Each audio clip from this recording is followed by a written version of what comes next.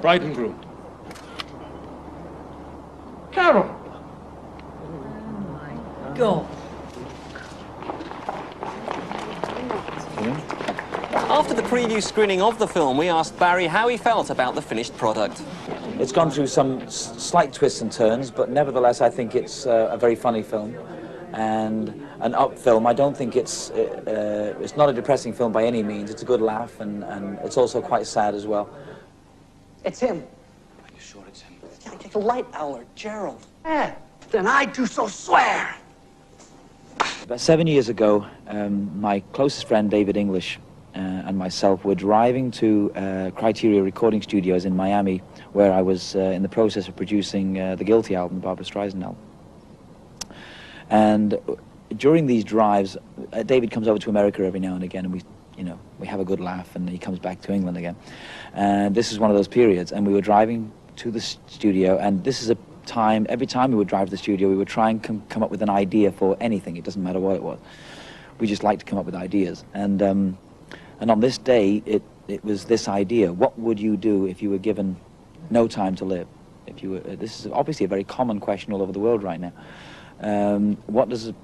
How does a person react, and what happens to the brain, and what happens to the human being? And we concocted the idea of, obviously it was ourselves. We were the two young guys, and we were terminally ill with leukemia, and we were in a hospital in England, and we have no time left.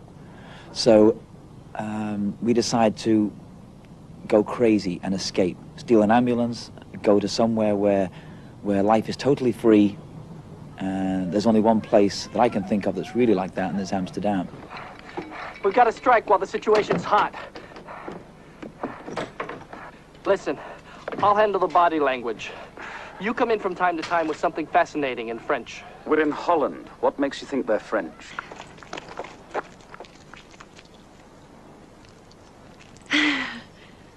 Well, come on then, Hazel. Tell us when was twice. I've got no fingernails left. I really don't know whether it's for under 15s, over 15s, adults. Being a sort of adult area myself, it makes me laugh. I love the film. I like the idea of the sadness in it too.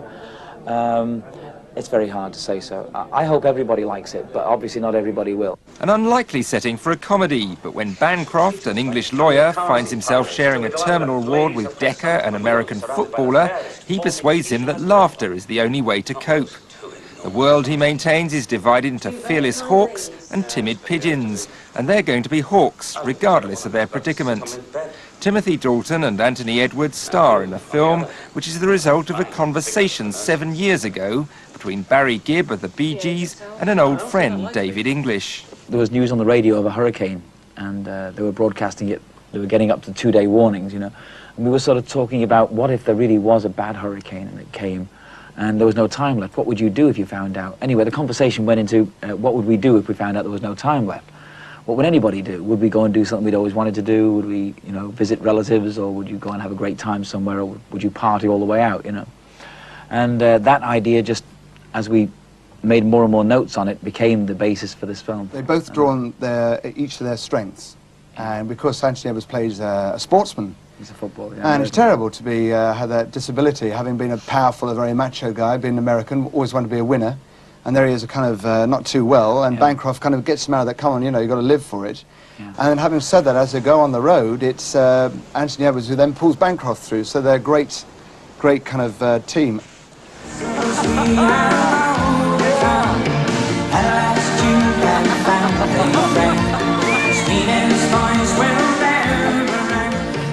On the evening he became the music industry's latest movie mogul, Barry Gibb was determined to celebrate in style, and the other brothers Gibb turned out to lend family support. Batting for David English were friends such as Ian Botham on his first big night out since his back operation, and the England captain Graham Gooch, doubtless hoping a quiet night at the pictures might take his mind off the West Indian bowlers. The critics haven't been that kind to Hawks, but last night at least one pundit was impressed. Yeah, I think it's a great film. I think it's possible. It could happen in real life, and it's very humorous. It's witty. it's quick, yeah, it's sharp. I enjoyed it. It's got everything. Even with this film, even though Robin and I are not involved in it as Barry is, we sort of helped in one way or another by the main theme, which was written by the three of us. But that's purely instrumental. But we do hear that Barry will come to our premiere too. Yes, he said he's going to come to ours. No, it's just something that the three of us always wanted to do since we were kids. We've always wanted to make music and make films. And we support each other on that. Seeing something on the screen for the first time that you envisaged is quite a shock. And for me, very pleasant shock.